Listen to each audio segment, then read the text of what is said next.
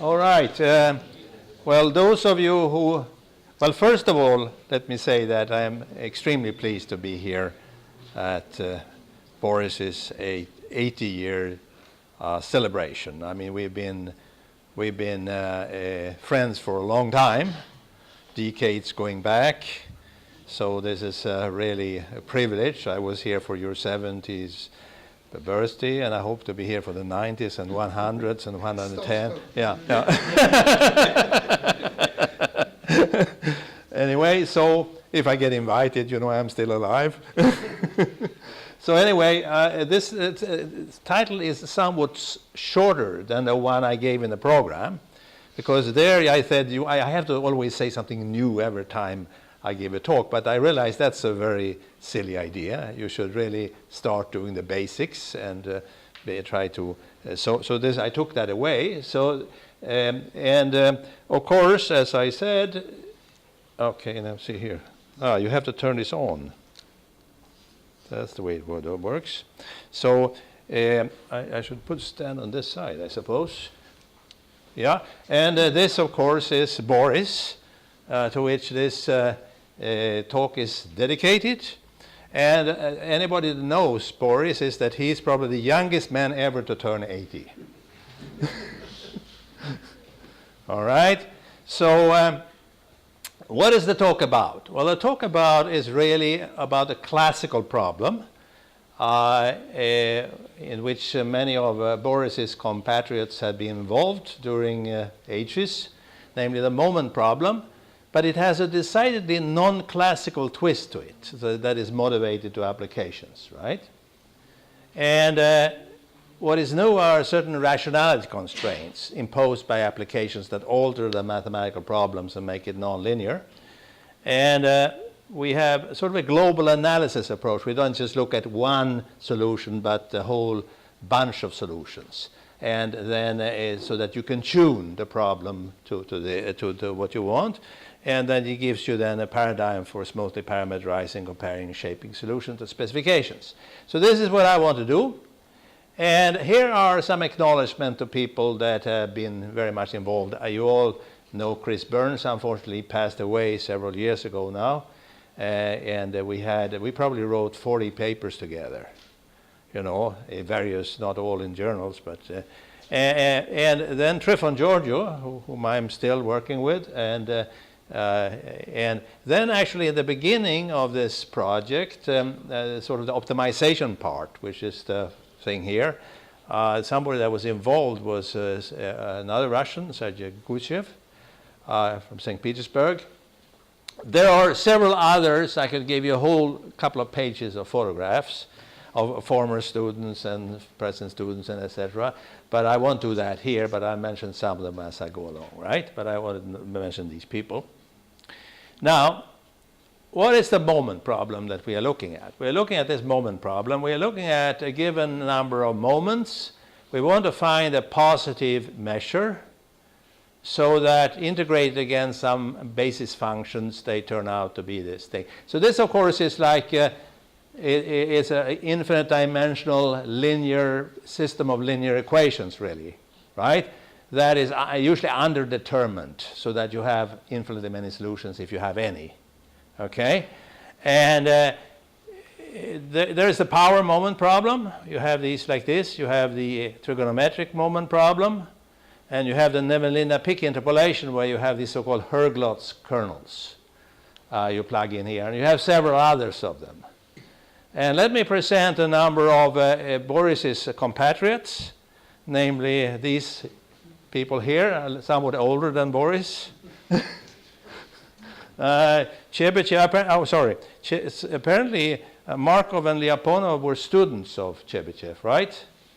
This is why their beards are not gray.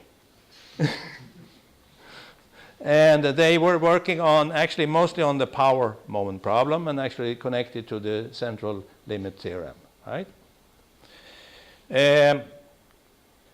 Where do we find them? Well, we find them in spectral estimation, speech synthesis, systems identification, image processing, and etc. All of these things you find everywhere. Sometimes it's even not recognized that they are there, but if you look, they are there. It's precisely this problem. And in fact, every time you use your mobile telephone, then every 30 milliseconds or something like that, you're actually solving one of these problems. So therefore, this is everywhere. So also you can do it in a multidimensional case. You can have this measure to be a non-negative measure on a compact set, for example, to take the easiest. These are linearly independent basis functions on there. And actually what we've been doing lately is to do image compression with it, starting to do this. Actually, this guy, Axel Ring, you met, he was a student in Shanghai that Stephen gave some good advice to, right? And he's working hard on all of these things. And why do these problems require a non-classical approach? Why do we need a non-classical approach? Well, solutions must be bounded complexity, such as, for example, rational of bounded degree, reflecting the physical realizability of a finite dimensional device. So this is really one of the things. And the classical theory does not provide a national parameterization of rational solutions of bounded degree. So this is the thing. Because usually to the pure mathematician, rationality is just something special that you really don't need to be interested in that much.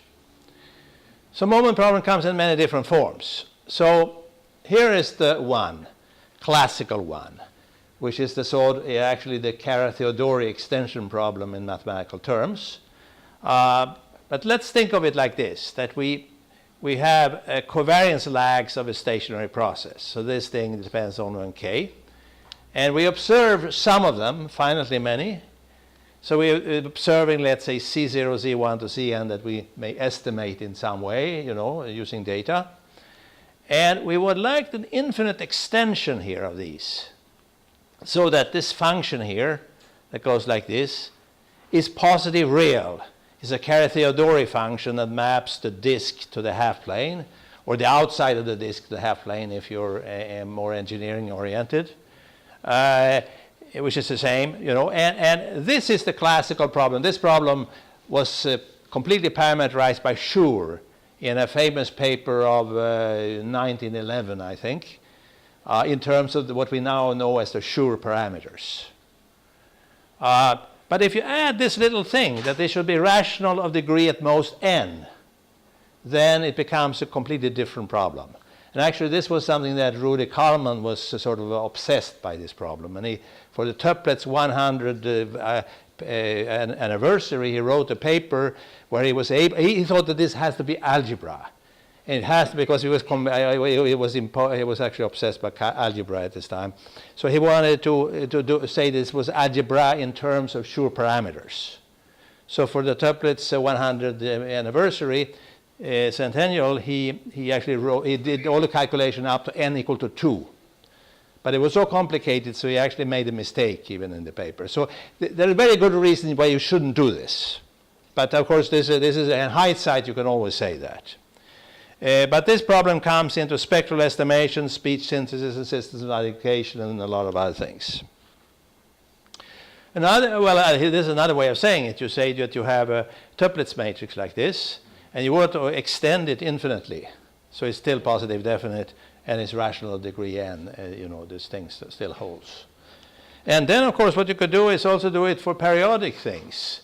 You could have, why is there a periodic stochastic process, so-called reciprocal processes, could be included in this, that you have this condition, and then you should just make this thing circulant, what it is called. I won't go into this, by finding just a finite extension. And this actually can be done, you can do image processing with this stuff. Okay? Another possibility is like this thing, that you have a graph, you have a stochastic variable, a vector, where the components are nodes here, and you have no arc here if this is conditionally independent of that given the rest. Okay? So this is some situation you often have. And the first problem is given the covariance lags from C1 up to Cn, find an autoregressive moving average model that respects these conditions. And secondly, given observed sample data, try to find the topology of the network, right? This is a very important problems in many aspects. Robust control. Here is the feedback loop, system, compensator, disturbance, output, input.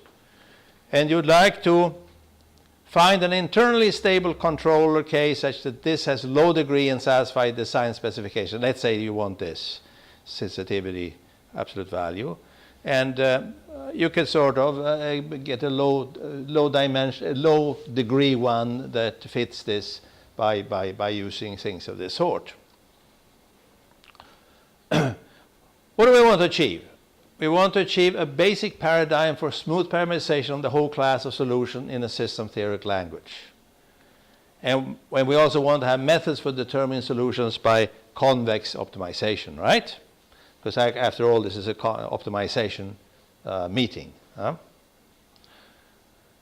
So here is Mark Crane, which also had, I was at his 100th centennial in Odessa and gave a talk along these lines. And we want to be, but when we come to your centennial, you'll be around.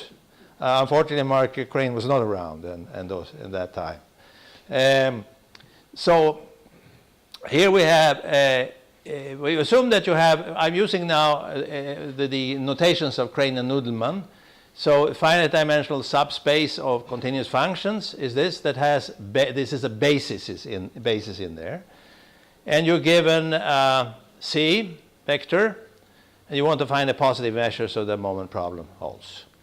And now the first thing you do is to define the positive cone. And the positive cone are all the p's in here, so that if you take the real part of it, it's positive on the interval. And the real part, I will use capital letter to have that here, right? So this is a positive cone, and just for simplicity, for technical reasons, assume that it has an interior. So the interior, non-empty interior. So we put a little ring over for the interior. So here is this cone. And for any C, we form this inner product here.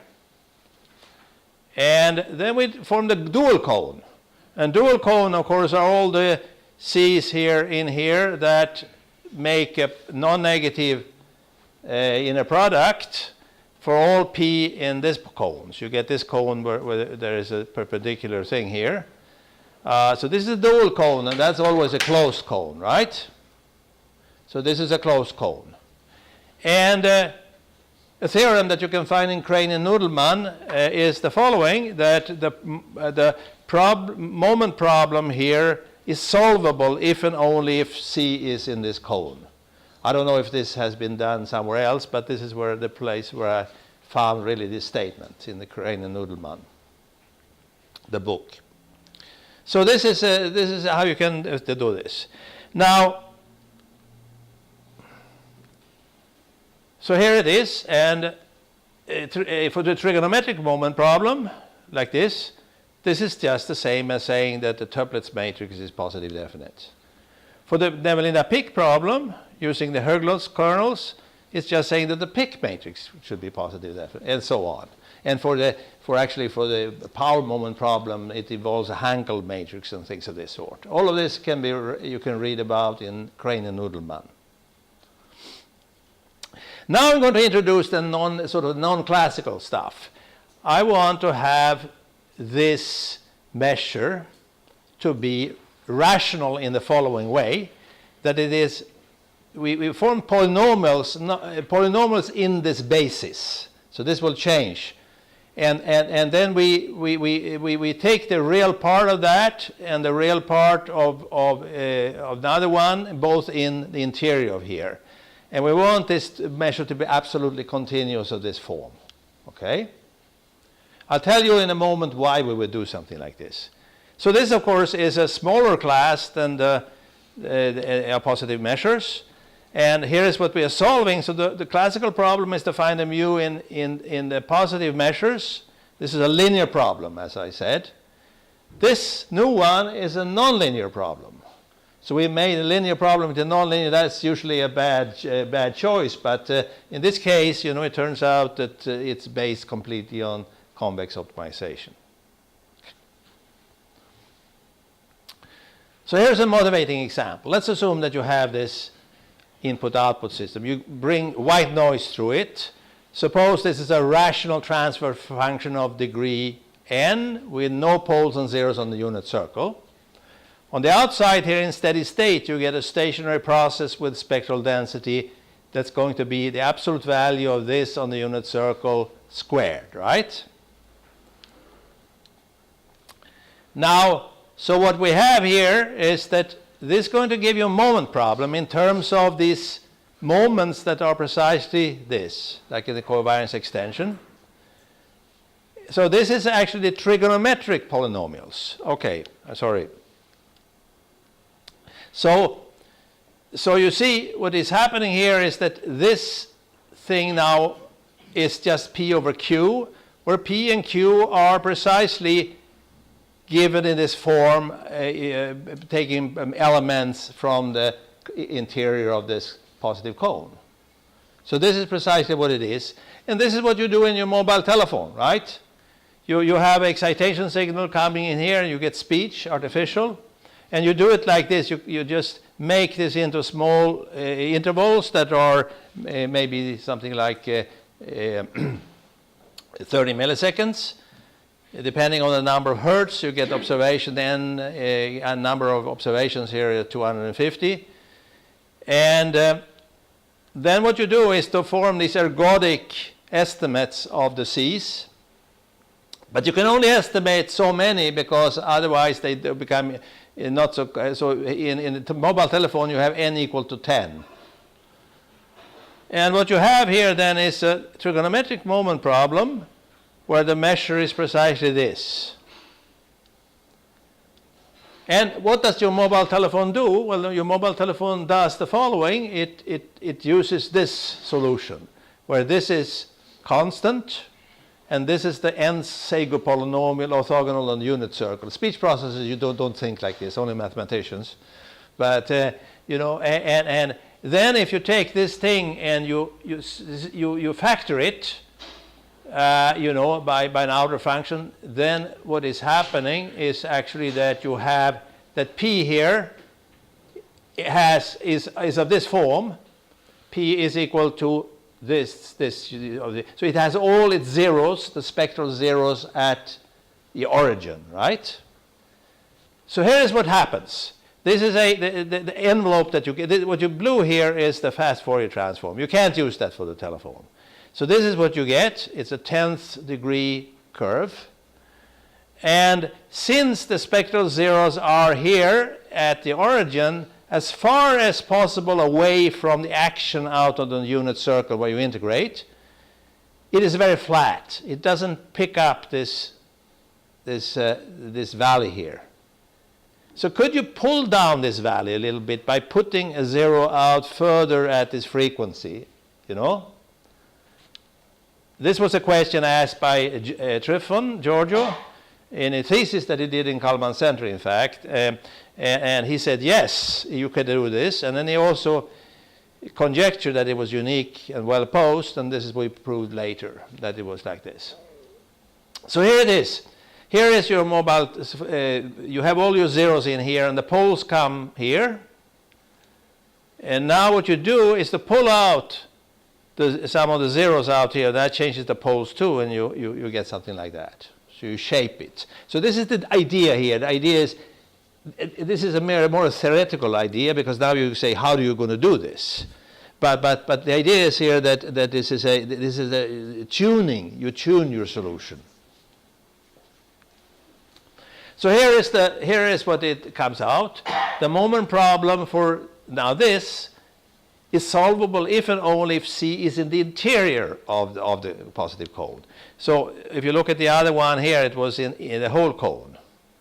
But those other things include also discrete measures on the boundary. I don't use this in this talk. We have theory for that also. So here it is. But now the fact is that if C is in the interior of the cone, then there is actually a solution, rational solution, for each measure, for each p, which is in the positive, interior positive code, which is fixed. And that can be proved, and I'm not proving it here, but this is what it is. So for each c and p, you have in interiors of these cones, there exists a q in the interior of cones so that this holds. And now you ask, is this unique? Is this really unique? Well, we do a Dirichlet principle. We put up, let's take this convex functional, which we know, if we listened really to your talk, we know this is a strictly convex function, right? We just use this tree to see that, right? And what if you take the gradient of this, of course, and put it equal to 0, get the stationary points, there are precisely the moment things, right? Now that means, we didn't show this, but I mentioned that the moment equation have a solution. So since it's strictly convex, it has to be the unique minimum. Okay, so we have actually that for each c and p in here, setting p equal to this, then there is a functional then the function has a unique minimizer, and it is the solution of the moment equations. So we have a global analysis approach. The following holds. We have a complete class of solutions satisfying a rationality constraint. We have a smooth bijection to a set of tuning parameters, which in the present setting are the spectral zeros. Each of these you get, for given p, you find a unique solution by optimization, and you have the whole class. And now, of course, I don't tell you how you would do the tuning. This is a second lecture, or a third, or a fourth. So here is an example. This is a second order thing. I'm going to do this. I'm looking at trigonometric moment problem. The solutions form a manifold of dimension 2n. And since I can only draw 2 dimensions, I take n equal to 1, but everything I say will be valid generally. So there is a foliation now of this manifold. Foliation being then smooth disjoint leaves that make up the full manifold, submanifold. And this is actually related to Kalman filtering in a way that I cannot go into here. And then there is another foliation for each C. And remarkably, these two foliations intersect transversely in one point. Okay? Which is a lucky thing for this is a, if you see this, then you're really in a good shape. And so what you do, how do you get this thing here? Well, you get it by minimizing this functional, and you get this unique solutions you hear. So Boris comes to me and he says, I have these C's here. Okay, we're on this leaf, the blue leaf. So I ask Boris, what kind of spectral series you like? And Boris says, I like to be on this leaf. So we get down there and we pick this up, we plug it in here, and we solve. And we use the solver of Stephen here then, okay? Okay, so that's the way we do it. Well, here is the sort of, let me see, I don't have some, I'll go quickly like, here you see you can do actually get this problem by putting the Q's identically 0 on these edges that don't have connections. And you can actually, then you see that the inverse of this is going to be 0, identically 0, and you get this conditional in there. And actually you can, this has been done for the case p equal to 1 by these people, whom you know, I suppose, Stephen. And these are, this is the, so by just, so to get a topology like that. Nevanlinna-Pick interpolation. You use these things, these kernels, Herglot's kernels. We make them distinct here for simplicity. This is in here. If this is Pick matrix positive, then so then, given interpolation points, let's assume them as distinct. Find the Caradori function such that, which is maps like this, analytic in D and map into half plane, such that you interpolate, right? The C's to the C's, the Z's to the C's. Then this is a moment problem. And the measure, this degree of f is less or equal to n, right? So you have it's going to be if it's in here, right? These are equivalent statements. And here is an application that we did a long time ago. So this was done on a math lab. I could probably show a little better pictures if I had some diligent student doing it. You know, I'm of the old. I started being educated in this field before the invention of the electron. So, so here it is. You zoom in to select the spectral band by moving interpolation points from the origin closer to the unit circle. You see, when you do covariance extension, like you do in the mobile telephone and etc., you have all your zeros. You have interpolation point at 0. You can think of interpolation at 0, right? And you move them out. You can tune into a specific part of the spectrum. So here's what you do. You have a bank of filters. You get the process in here, the observation in here, and you take them through this. And here, this is the simplest way of saying these you recognize as being Cauchy kernels. What do Cauchy kernels do? They evaluate. So that's precisely what it does, and this is why you do interpolation. So you go through here and you get this function here is going to be interpolated. You can estimate these values, which are the C's. And this, if you look at the output of this, the vector here, and you take its covariance, is really the Pick matrix. So now you have two sets of tuning parameters, the filter back poles and the spectral zeros. Okay? And very simply, here's an example. Estimation of spectral lines and color noise. You have two spectral lines here that you want to estimate. So if you do the fast Fourier transform, you can really get them here if you have this division here. And this is just the default setting of what we have. We get this, right? But now I'm going to be mean. I'm going to make this. I can look in the book what the resolution of the fast Fourier transform is. You can find it in the book. And then you take it closer than the resolution. And then you get this. But of course, we are already in this old thing, we can pick them out. Now, we're doing this because we're zooming in. So in the rest of the spectrum, it's worse. You know? So it's really because we're interested in a particular part of the spectrum. So what do we have? Well, we are sort of having an enhanced theory for generalized moment problems that incorporates rationality constraints prescribed by applications, complete parameterization of the of solutions with smooth tuning strategies, global analysis approach, and a convex optimization for determining it. And here is an observation that is very important.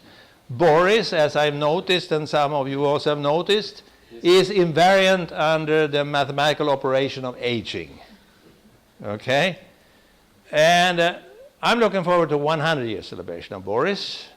And I'm sure at that time that he will look the same as he does now, because he's found the fountain of youth. See, this is the fountain of youth according to artists that 500 years ago, you know, here are the old men coming on this side. They jump into here and they come up as young men on this side. There are some, I think there's some ladies down there. Maybe they make. I have to look at the resolution here, right? And then, of course, between talks, you have to have a commercial. So here's the commercial for my latest book with Giorgio Picci, and of course.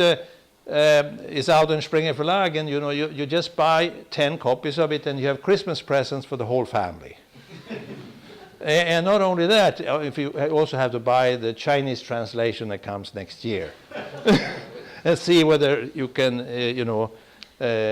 see the things about that. Thank you very much. I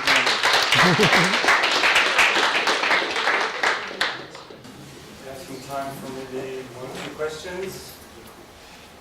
Feel free.